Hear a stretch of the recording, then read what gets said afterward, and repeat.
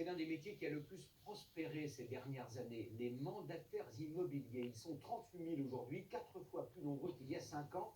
Ils recherchent des biens à vendre, peut-être avez-vous déjà été contacté par l'un d'eux. Comment travaillent-ils? En quoi se distinguent-ils des agents immobiliers? Vous allez tout savoir grâce à Fabien Chadeau et Éric Béra. Il n'a pas d'agence, pas de carte professionnelle, ni de diplôme. Georges Cornu n'est pas un agent immobilier. Et pourtant, il travaille comme eux, chasse les biens à vendre et leurs propriétaires. J'ai vu que cette maison est fermée depuis quelques années. Par contre, un indice, c'est que les haies sont taillées régulièrement. La maison n'est donc pas abandonnée, en quête de voisinage pour en savoir plus. Je suis mandataire indépendant dans l'immobilier. J'aurais juste une petite question, savoir si éventuellement vous connaisseriez les propriétaires. Je le connais, mais il veut rester discret, il ne veut pas qu'on donne son adresse et son numéro de téléphone. Autre piste, le centre des finances publiques, où il finit par obtenir ce qu'il cherche, moyennant quelques démarches.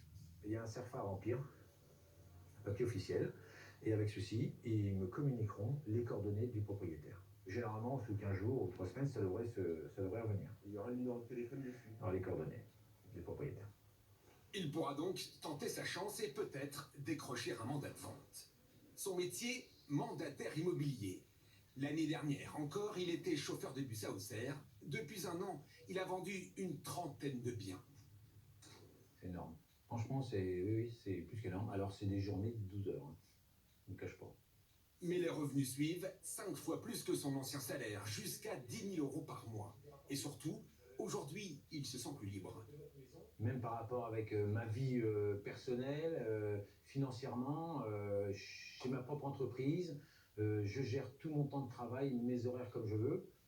Et franchement, c'est notre vie, quoi. La profession existe depuis 2005. Elle est ouverte à tous, pas besoin de formation ni de diplôme. En revanche, pour apprendre les ficelles du métier, les débutants sont en général parrainés par un mandataire expérimenté. J'aurais voulu voir avec toi ce que tu pensais déjà de ce bien, toi. Grégory Gâteau est le parrain de Georges. Il l'aide à estimer cette maison.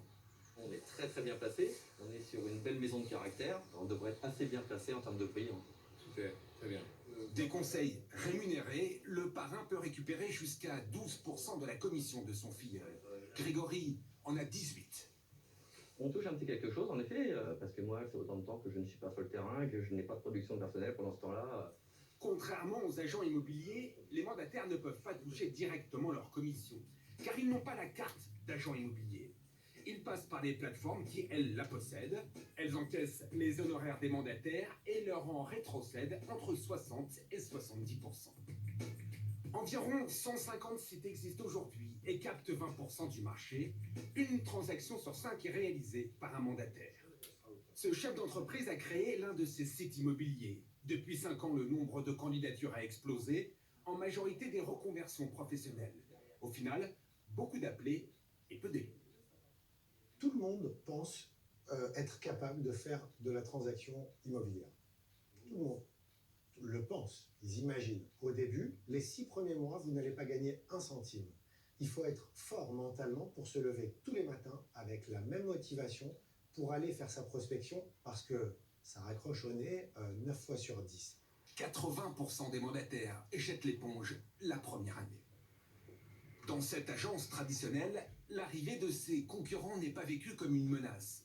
Pour le gérant, ce sont 2 métiers totalement différents. Les mandataires, c'est du low cost, mais vous en avez pour votre argent.